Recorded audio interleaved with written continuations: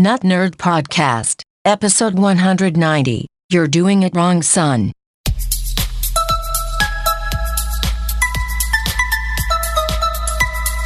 Welcome to the Notnerd Podcast. I'm Nate Heath, and we are here to help you tech better. We've got all kinds of tips, tricks, tech news to talk about this week. Here with me, as always, Mr. Dave Baylor. Well, good afternoon to you, sir. Good afternoon. I'm glad to see your smiling, shiny face. Yes. We love our listeners, and our listeners love us. And one of those listeners we love... We do. We do is Jared, and he sent us in a text, and I later saw it. So it was breaking news when he sent it over to me. I got an email about it, and there was some articles that he says, "Hey, Notnerd, just found out Costco now has membership cards / profiles stored in the Costco app. Great to know I don't have to take my card with me. Helps to eliminate extra cards in my physical wallet." And that is always good until you lose your phone. Yes. So I'm not a Costco member. I know you are. Yeah. I often have you get things for me, but there's other places where I do have cards, and I just keep them all in my car. And if it is something you can have on your phone, you just don't have to have it in your wallet all the time. I heard somebody talking about it, and really your Costco card probably don't need it in your wallet. Well, mine duals as a credit card. It's a Costco credit card, but I don't actively use that credit card. So yes, my Costco / credit card could probably just live in my car. I probably wouldn't need to carry There you go, listeners. Free Costco credit card just in Dave's car. Break into my car. The one caveat to it, if you are a big fan or have access to a Costco gas station, I guess it is not set up yet to be able to use it as your Costco card at the gas station. So another good reason to keep it in your car. Keep it in your car, because guess what uses gas? My lawnmower. Yes. Oh, in my car.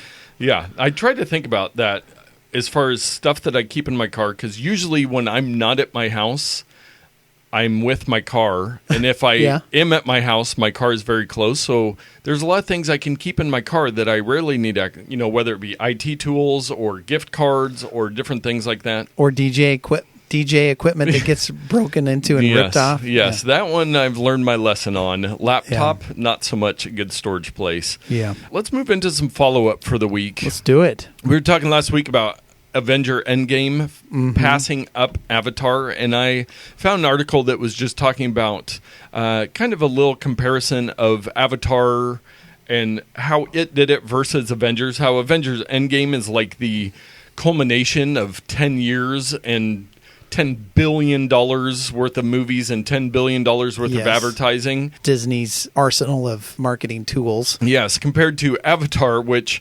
was actually expected to be a big flop. They were kind of worried that it wasn't going to do very well, so they actually, it was 20th Century Fox.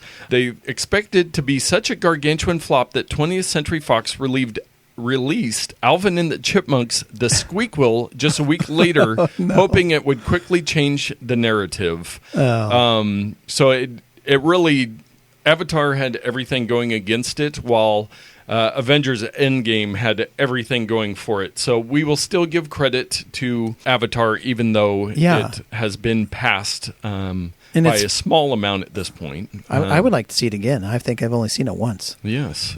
I think I saw it twice in the theaters, but they're thinking with the sequels, upcoming sequels, they might put the original back in the theaters. They should, just like with Endgame, put Avatar back in the theater and see if they can earn more money. Yeah, and unseat. Pass. Yeah.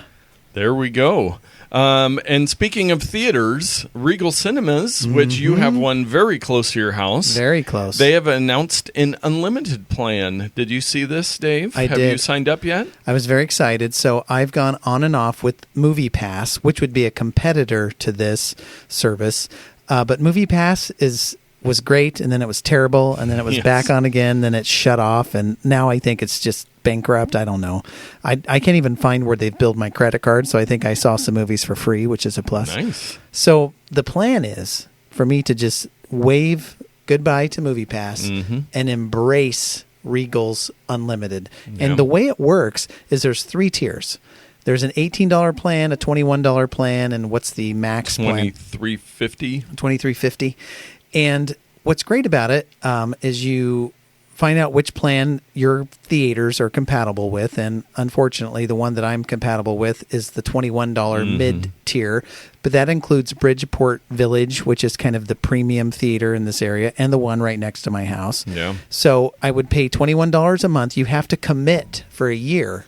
Oh. If you cancel, like on month 2, you have to pay the remainder. That's the gotcha. So you don't have to pay all at once, which would be like $252. But you can pay over time, but you have to commit to a year, which I think is something I can do. If you use the app to book a movie, there's a 50-cent surcharge on that. But if you go to the theater to purchase it, traditionally, there's no surcharge. Interesting. Yeah, it's one of those little weird things. But overall, it's basically a Movie Pass experience with a little bit more cost, but a guaranteed that it's going to work. Yes. Yeah. And it is truly unlimited. You can go to as many movies as you want. Nice. Now you're going to run out of movies pretty quick. Yes, yes. And it also includes 10% off all food and non-alcoholic drinks, which we do not have time in one podcast to talk about the cost and my theories on movie food prices. But yeah, so if you do have Regal theaters in your area, that was one of the things for us because what's the other big one? AMC. They have a plan, but we don't have any AMC. One theater, and I think it's in Hillsboro, like 20 miles away. Yeah, so the holistic cost does not quite work out on that, but now we have an option for Regal. So that's, if you enjoy movies, I do not go to enough movies to make this worthwhile, but you do. I do. And so there you go. Hopefully save some money. Well, this is great, Dave. We know that we must have some listeners in the Department of Justice. Of course we do. Because just last week you said, when is that Sprint T-Mobile merger just going to go through? And what happened last week? The DOJ announced that they're going to allow the T-Mobile Sprint merger. I can see it now. They're sitting there listening to the podcast. They're like, crap, I forgot about that. We better. Where's that paperwork? I've got it on my desk somewhere. No, there's a fax that came in. Oh, yes. Oh, they're going to have to resend it. It got all weird colored because of the heat lamp it was next to. Yeah, so this part of the stipulations, it gets real geeky real quick, is they will be allowed to merge into one company, but they do have to sell off some of their bandwidth to Dish Network, I guess, is going to buy it up. Some guy at Dish Network has been buying up all this spectrum. Yeah. All this radio spectrum that he's holding on to. Some of it's good, some of it's not that great. But is he going to make a dish phone carrier or something? Yeah, who knows what they're going to do. I'm not quite sure on that, but so some interesting stuff coming on that. If you're a T-Mobile or Sprint customer and you're happy, hopefully nothing will change too much. I've been very happy with T-Mobile, and hopefully that will continue. But it does give them more leverage against AT&T and Verizon, which it's good for my company to be able to compete on a higher level, hopefully. Yes. We were talking about the Ring devices, and a couple weeks ago there was a story about the police were advertising on Facebook with a Ring camera picture saying, hey, have you seen this person? They broke into this house. And we were like, well, it makes sense. Well, some documents have been surfaced that Amazon, because they own Ring, the Ring doorbell company, right? They have a secret agreement with some police departments where they basically say, hey, you promote Ring stuff, and we'll give you free Ring stuff and access to all the footage, access to footage and data. And so they're still trying to figure out all the details. And it does look like maybe they have like a special police portal that they can use. They can't just flip on anybody's camera and say, "Hey, I wonder what Johnny's up to today." Oh, yeah, Johnny's home. But they would be able to figure out areas and do requests from people to see if they had any footage for crimes. So interesting way that more and more cameras are getting into our lives. As you may have guessed, I do not like this. Yes. I think the way it should work is that the images that are captured by the device that you purchase that are hosted on Amazon servers are encrypted and accessible only to you, and then accessible to police departments with your authorization and permission. And I'm not even saying with a judge's warrant. Yeah. I think it needs to be completely encrypted because it's my property. At least that's what I think. Yes. So anyway, I wish it worked that way. But unfortunately, I don't have any sway in this argument here. All I can do is not purchase a Ring. because of this. Yeah. So vote with your wallet, I guess. That would be true. And I have thought about getting a Ring. I have not gotten one yet, but I have looked at, because I have some credit in the Google store for maybe getting one of the Nest doorbell cameras, but they're probably doing similar thing. Any camera, anything. I mean, from what I've heard about the Nest products and Google's nefariousness, I would never put one of those within 100 feet of my house. Yes. You could put one at my house. Okay. Quick update. We were talking about Apple's walkie-talkie app having some issues on the Apple Watch. It's back working again. Yay! Now I cannot use it still. Exactly. Samsung, speaking of fix things, says it has fixed the Galaxy Fold. Now, this is their big $2,000 folding phone that all the reviews came out and said, oh, my screen broke, there was dust, there was weird stuff going on. So they have reinforced it. I imagine somebody just with a big roll of duct tape just taping up every area that they can so it doesn't get dirty. But they've reinforced the hinges, put some more protection on there, and they say they're launching it in September. I believe T-Mobile said, nope, we're not carrying it. AT&T is still figuring that out. So it'll be a very curious, I think maybe, just maybe a little bit of the buzz is gone and the optimism of the folding phone at this time. The only people who are going to buy this are pure Samsung fanboys. Yeah. Nobody else is going to buy this. No, you're not going to walk into the T-Mobile store and go, well, T-Mobile won't have it, into the AT&T store and go, oh, which phone do I want? Oh, this one I can spend $2,000 on and it's this big, huge folding thing? Nope. No.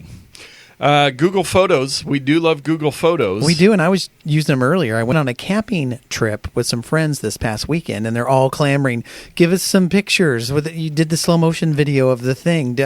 Well, my plan is to put all them in a Google album and share that album to anyone who has the link. Yes. And I don't have to worry about iOS versus Android or sending it, emailing it, or anything. It works for everybody. Yeah, Google Photos is great.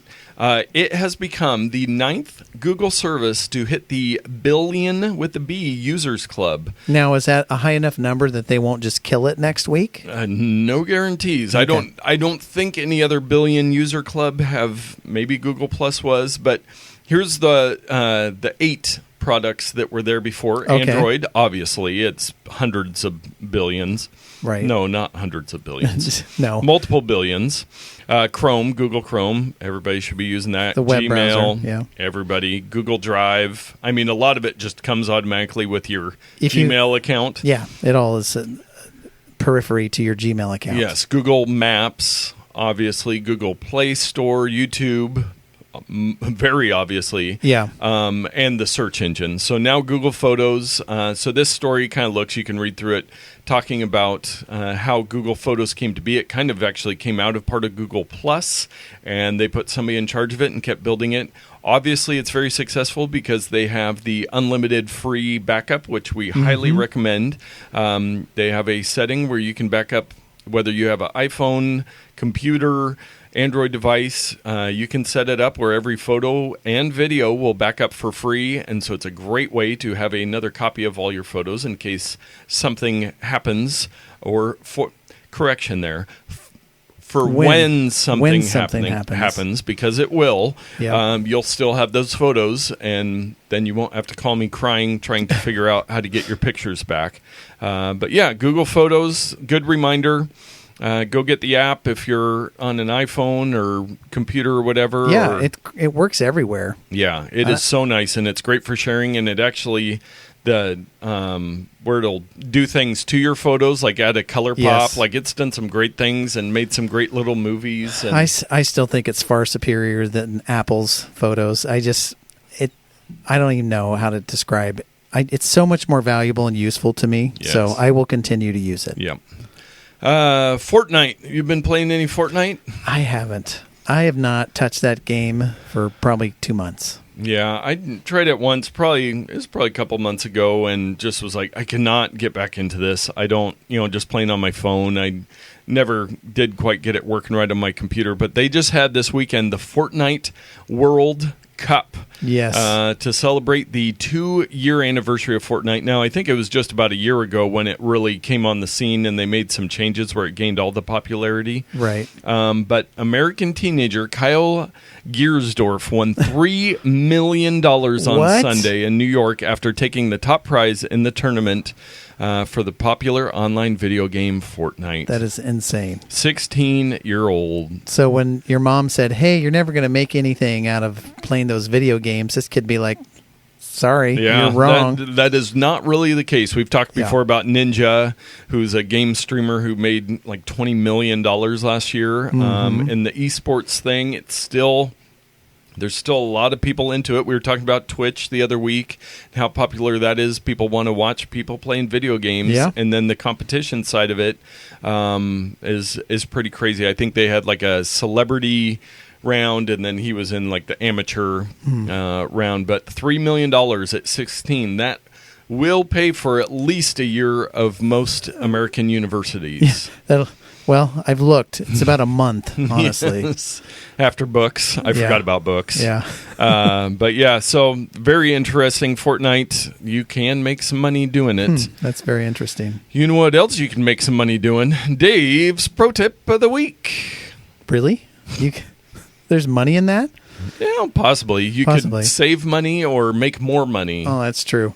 Well, Nate, this tip for this week is something I pulled out of Granddad's, you may remember, Computers for Seniors book.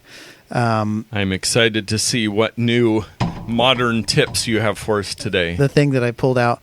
Well, there's something that we use all the time, and this thing is called email. Oh, yes, there is. Well, Granddad's book, Computers for Seniors, has some gems on the subject of email, and the title of this chapter is called Keep in Touch Online. And you have to just appreciate some of the things that it talks about here at the beginning.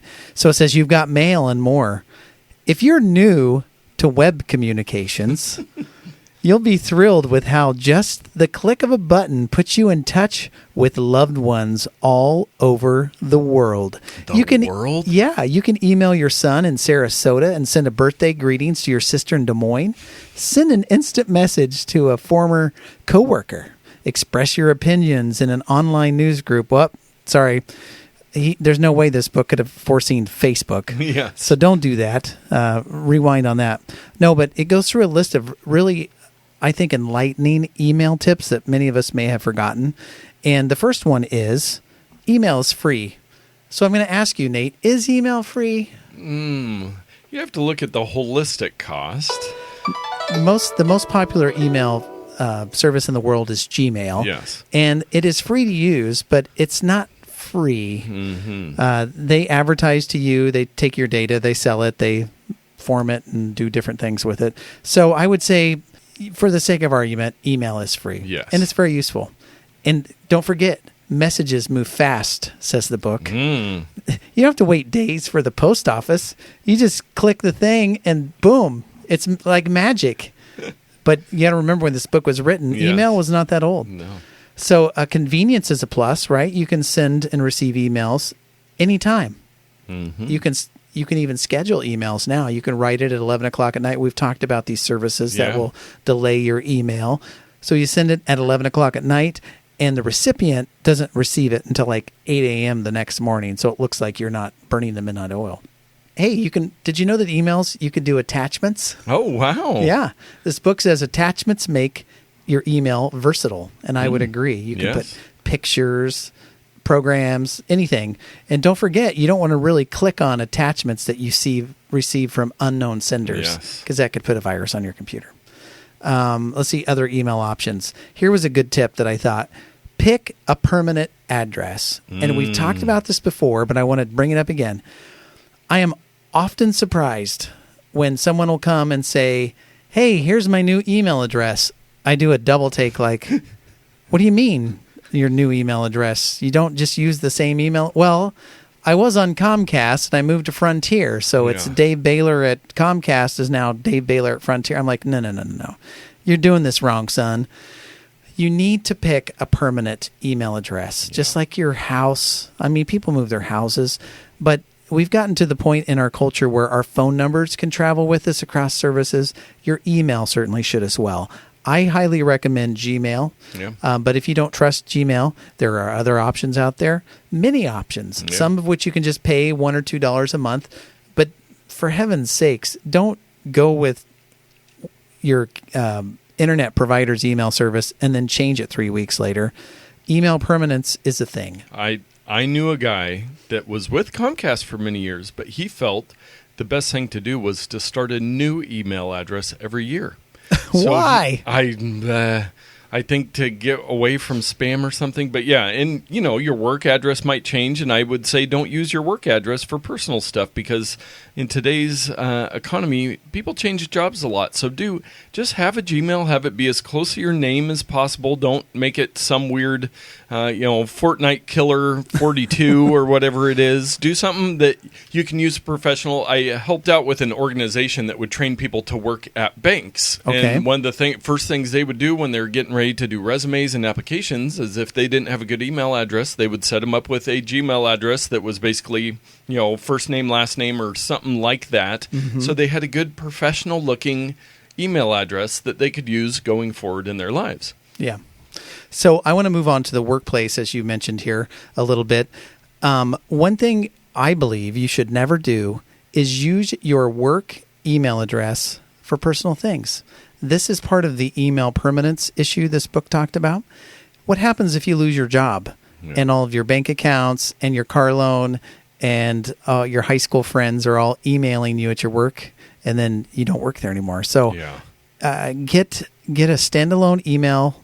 Keep it. Don't ever plan to change it, ever. You can do various things like have 2 email addresses, one for spam and one for real life people. But the spam filtering's gotten so good these days, it doesn't really matter. Yeah. If you're not wanting to spend a lot of time, just get one email address, use it for everything. Don't use your work email address. And I will go out on this because we're taking some time here. It lists a couple of the email services. It says keep your personal messages private. If you only use an email at work, having a second address is helpful. Well, we just established you shouldn't. And so here's the list of other email addresses that this book from 1990 something. It says Excite. Excite.com. Do you remember Excite? Yes, I do. What about Hotmail? Oh, yeah. That's Microsoft's Hotmail. And I remember I was one of the first people that in my friend group to do Hotmail. And they're like, you think pretty highly of yourself. Because they were thinking Hotmail, M-A-L-E. And I'm like, no. But yes. And the other one, mail.com, M-A-I-L.com. I've never heard of this one. I don't know if it's a thing. If I got something from mail.com, I think it'd be very spammy. Yes. Of course, there was Netscape webmail. Oh, wow. NetZero, you could get free email. Oh, yes. A friend of mine's father, I think, was on NetZero. Or no, Juno. Oh, Juno, yeah. My aunt was on Juno. Very recently. Yes. And then, of course, Yahoo Mail, which is still around. They've really improved, but I just do not recommend them ever since they had a security breach of over 1 billion email credentials that leaked out. And last but not least, I know I said that was going to be the last thing, but we recently got some weird spam emails here at work. And one thing you can do to make sure you're not clicking on emails that are from a nefarious source is look at the top of who it's from. Sometimes there's a little handle to click, and it'll show you the full address of where it came from. So if an email comes from CEO Bob, and you're like, hey, I get emails from CEO Bob all the time. He's the CEO of our company. And you click there, and the real address is ceo.bob.scammer at iPwnedYou.com.net, then it's probably not from your boss. I was just dealing with this with somebody that I was trying to help because they got phished by somebody they had used some aliases and some email spoofing and some weird stuff was going on, and they ended up losing some money because they were not paying attention to that. So especially when it comes to money type stuff, be very careful on that. Mail.com does exist, and they still do have free email, and you can choose from many different domain names to have your emails, like myself.com, writeme.com, cheerful.com, techie.com. You can do all these great free email addresses there. And is there a pay portion of this, or how do they? They do have a paid version too. Okay, so maybe they have hundreds of different, or you could contact us. If you wanted to spend about maybe $30 to $50 a year, you could have your own domain name with your own email address for like your family. I think you were trying to do that for some photo stuff for your family. I have BaylorFamily.com. If I wanted to, I could set up an email address that's David@BaylorFamily.com and make that my email address. Yes. Okay, well, that is more than enough on email today. Let's move on to our takes of the week. I was with you on last Thursday morning, and I got a tweet notification that 7-Eleven was giving away AirPods. And so apparently 7-Eleven's getting in on the food delivery service. Sadly, it was not in our area. I did get the app and I checked. They've got 7 now. And it was kind of funny because you had to spend at least $50, which you were saying, I don't know if I could spend $50 at 7-Eleven. Man, that's a lot of ho-hos. But I'm guessing they do have probably some more stuff besides just the basic. But, hey, there's a lot of 7-Eleven stores, and if you can get it delivered, I believe it was Cosmo.com. I mean, probably 15 years ago that was trying something from like this before any of these other delivery services. You could pay, $2 and they'd bring you a box of Mike and Ike's or whatever. It did not last very long. It was not a very sustainable. And if you go to their website now and you go to the 7 Now thing that you mentioned, the very first banner slide is, we're all out of AirPods. So they didn't last very long. Wow, and I just found out there's a 7-Eleven section with some 7-Eleven swag on Amazon. What? They have a LED display custom message cup. They have some Slurpee shoes, which I actually made some Slurpee shirts. We're getting way off. They have a Slurpee fanny pack.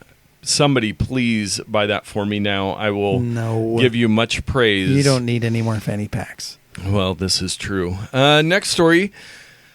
So, iPhone, we've talked several times about setting up a new iPhone, having your iCloud backups, getting, every year I upgrade to the new phone through the Apple upgrade plan. And so it's kind of a pain because you get the new phone and it, you do the initial setup between the two phones, and then it downloads your backup from the cloud. Well, starting with iOS 12.4, you can now do it directly between two devices on Wi-Fi, or if you have a Lightning to USB cable and then like the female and a regular Lightning to USB cable, you can actually do it over cable. So it saves you a lot of data, a lot of downloading from the cloud. The first day the iPhone comes out, obviously their servers are busy, so they've added this new feature. Now, you might think, great, now I don't have to back up to the cloud. I don't want to back up to the cloud anyways.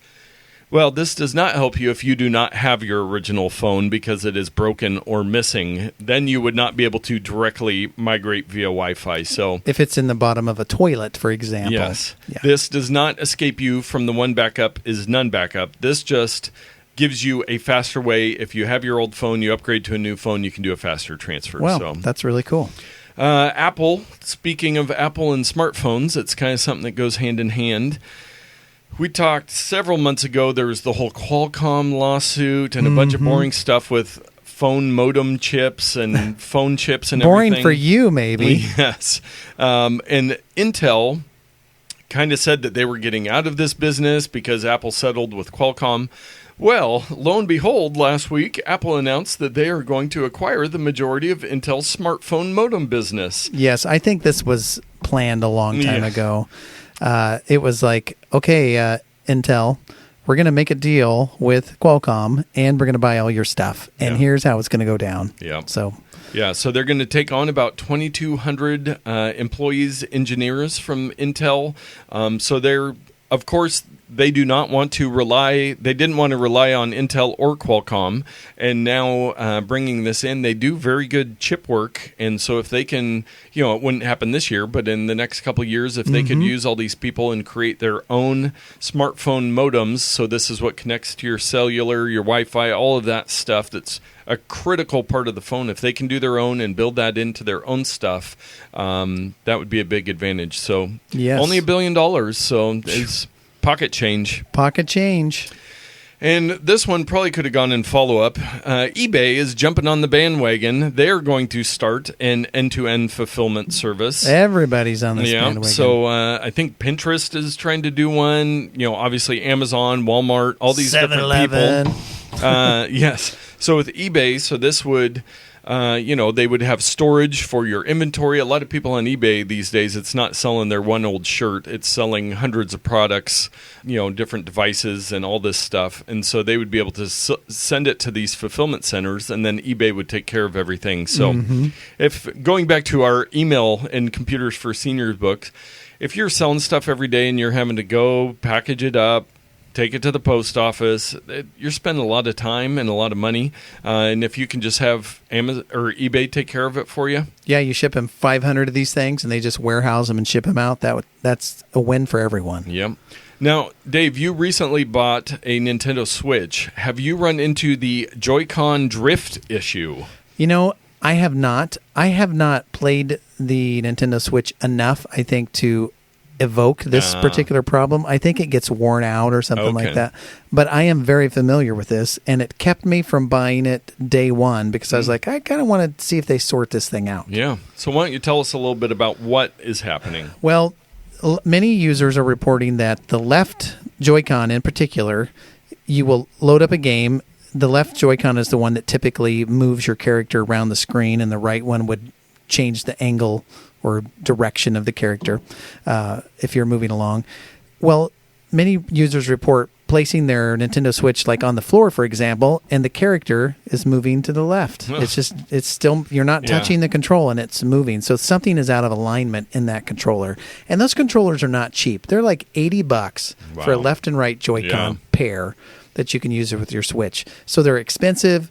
There are all kinds of tear aparts and hacks, and some people say, is there a firmware issue that Nintendo could send out to fix this, or is it a physical problem? And there's this whole discussion. You can get into the weeds. Well, no more. Nintendo said, enough is enough. Hey, employees, if anyone calls and says they have this particular issue with their Joy-Con, believe them, fix the problem for free. Yes. Either have them send it in and fix it, ship them a new one, do whatever. They're tired of hearing about it, and I think that they've realized that it is an issue. And Nintendo's rather like Apple. They want to make sure that the issues are legitimate. Yeah. But once they are, they take care of their customers. And so they were bending over backwards to fix, and they'll even refund people who have paid to have the service done to fix their Joy-Cons.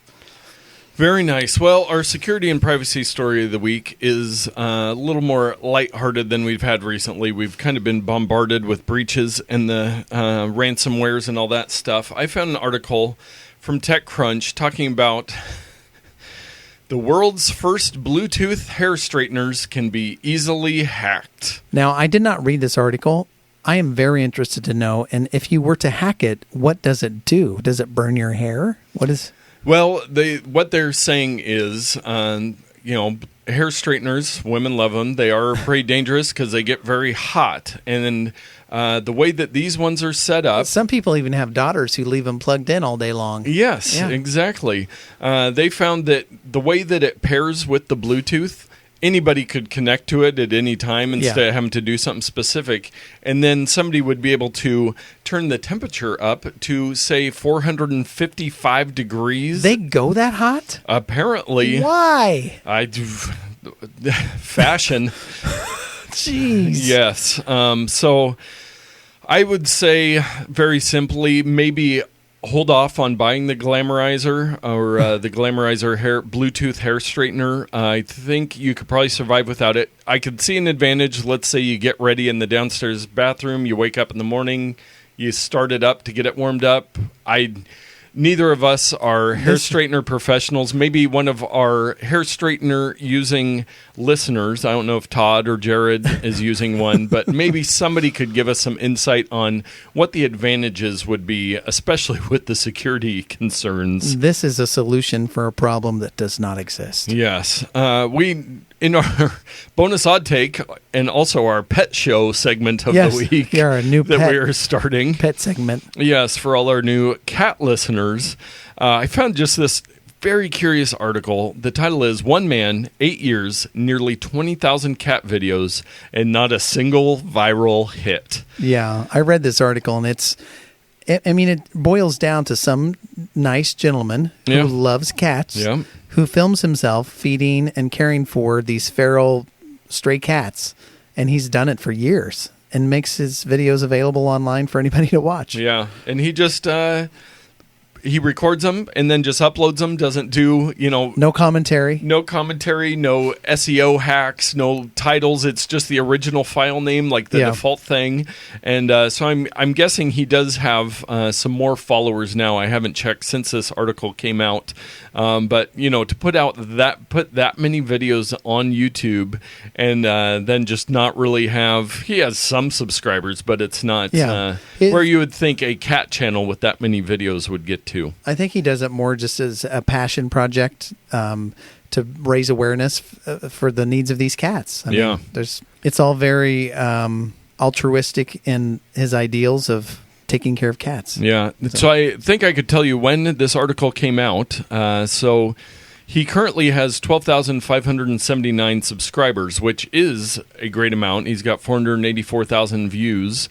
But you can see with the little thing I have here, it shows that on July 24th, he got over 5,000 new subscribers. July 25th, 3,000 more subscribers. So the majority of his subscribers have all come from this article. So he's getting some love now. Yeah, and when I was reading this article, I came across, because I'm a Reddit fan, and it said when the channel was linked on Reddit's Deep into YouTube, he got more. Yes. And that Deep into YouTube, have you seen any of that? I have not made it there yet, in fear that I would find some. I wonder if our friend of the show, Todd Workhoven, look him up on YouTube. He takes all the old VHS tapes he has and uploads them to YouTube, and I'll put that on as instead of watching the local news for a 10th time in the day, and watch some of the extremely obscure videos that he finds and then converts and uploads to YouTube. But there's so much content out there on YouTube, on message boards, on whatever, that are just files that have been uploaded with no any type of curation at all. Yeah. And you can find just treasure troves of these things and just get lost and looking through. It's kind of like going through a thrift store and just looking through shelves of miscellaneous garbage. Most of the time, till you find that gem. That gem. Speaking of gems, it's time for our picks of the week. I came across some little items kind of during the whole Prime several days. Prime days? Prime week. Prime days. And I've always wanted these, but they're smart plugs. And Amazon sells them. That's what got me interested in them. Their own brand. And then, of course, there's a million other knockoff brands. Oh, yeah. Every home automation company makes their own smart plugs. Well, I decided to pull the trigger, and I came across these. You could pick up a 4-pack for $30. Oh, wow. And I'm not a math wizard, but I think that comes out to around $7.50 a piece. Yes. I'm not... like a... You didn't letter in math. I didn't letter in math. Some of us. Yeah, some of you over there across the room. But they're called Wi-Fi Smart Plug GoSund Mini Outlet. Work with Alexa, Google Home, IFTTT 2.4 Wi-Fi only, no hub required, ETL and FCC listed 4-pack upgraded version. Wow. And these are just basic, round, little wall warts you plug in, then you plug in your device into that. And I can do things like this. Be amazed, Nate. You're the only one that's going to see this. Alexa, table lamp off. Whoa. The lamp turned off. Your table lamp turned off. It did. I got to turn it back on. Alexa, table lamp on. And that's not magic, Nate. That's possible through these GoSund mini outlets. Nice. So be thinking about, in your own home, dear listener, where could you utilize a smart plug? I'm thinking initially... There's a big holiday coming up in December. Yeah, that's the only place I've found to use one is my Christmas tree and Christmas lights. Yeah, you told us last year you had the ones that turns the lights on behind you and the tree and all that stuff, the ones out on the porch.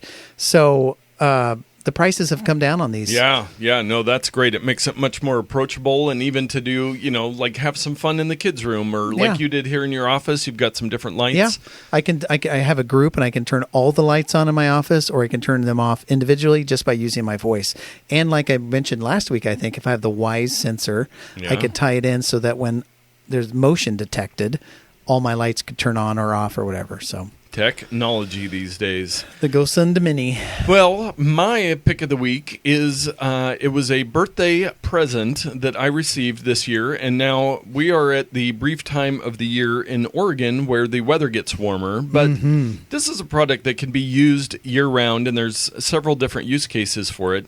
It is the Koluli Classic 4-liter compact cooler warmer mini fridge for cars, road trips, homes, offices, and dorms. Black. I think you showed me this in your car. I did. The other You day. happened to see it in my car. So what this is, it's probably about the size of a larger like padded lunchbox. A very small cooler kind of a thing. Something you could drop a 6-pack into. Yes, yeah.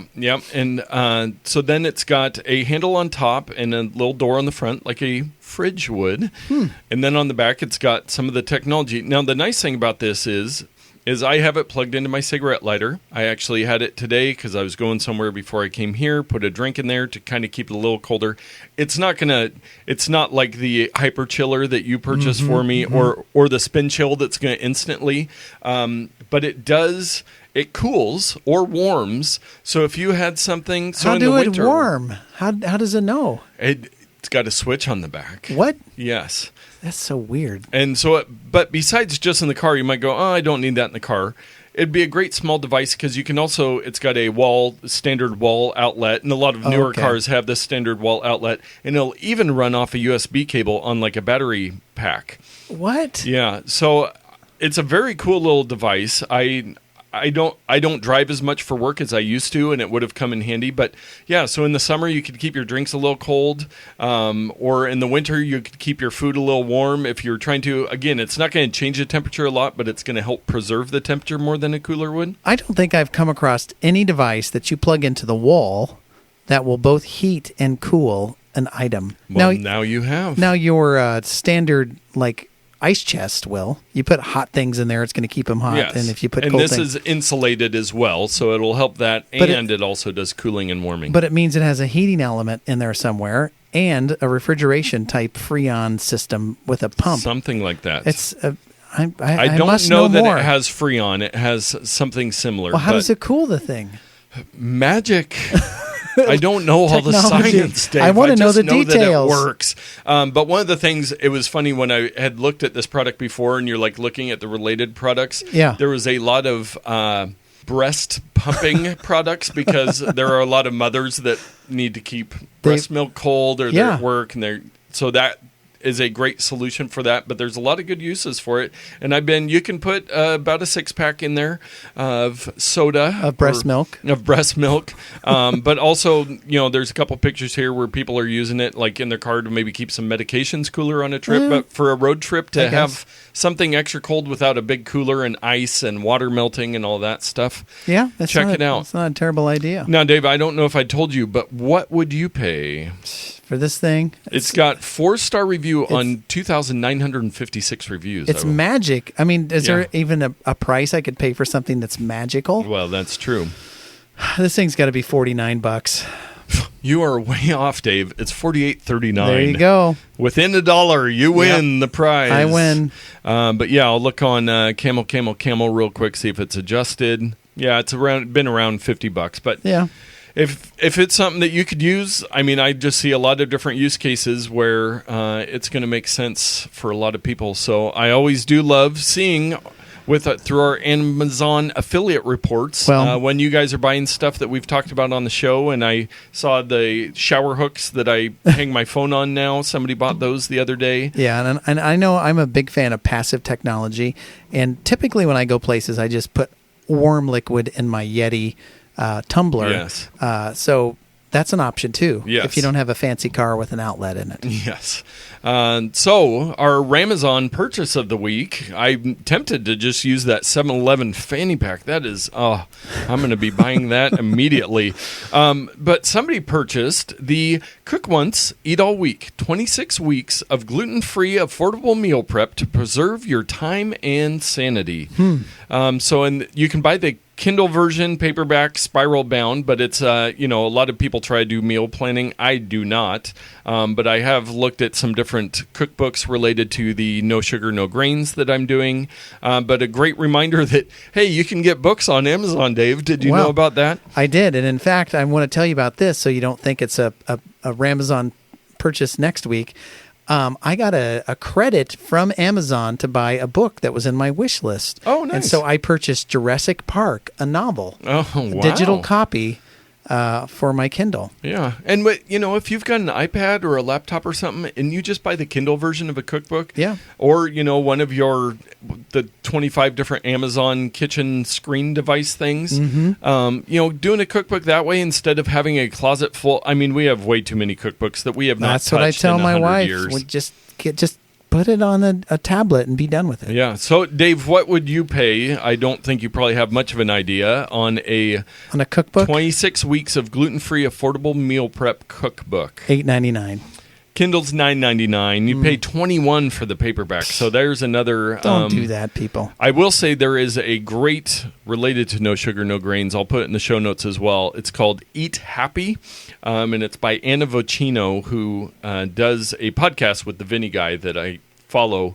But it's all these great recipes, even desserts that are super low sugar. Wow. Super great stuff. She's very creative. She has a new book coming out too, but check out Eat Happy for the cookbook. But if this was you, tell us how it's going with the meal prep, because that is not something we have been able to pull off. Yeah, this Ramazan purchase has a lot of legs. We've given a lot of information just from this one thing. This is true. And with that, I think we've given plenty of information today. You're all trying to figure out email and what is how this? To get a 7-Eleven fanny pack and Magic. What cookbook you need to get. So we will wrap up the show. Make sure you go to our YouTube channel. I was going to mention all of our podcast episodes. It automatically publishes the audio to YouTube now. So if you prefer to use YouTube, you can listen to the podcast there. You can comment, all that good stuff there. And we do other videos about some of the products that we like or use there. And we got a comment today on my New Lixie FM transmitter. That video is gold. We need to buy you more FM transmitters. Leave us a review on iTunes. Share it with a friend. Check out our Patreon. Support us there. We really enjoy doing this podcast and sharing all of this technology that is crammed into our heads. And maybe you can absorb some of it and tech a little better.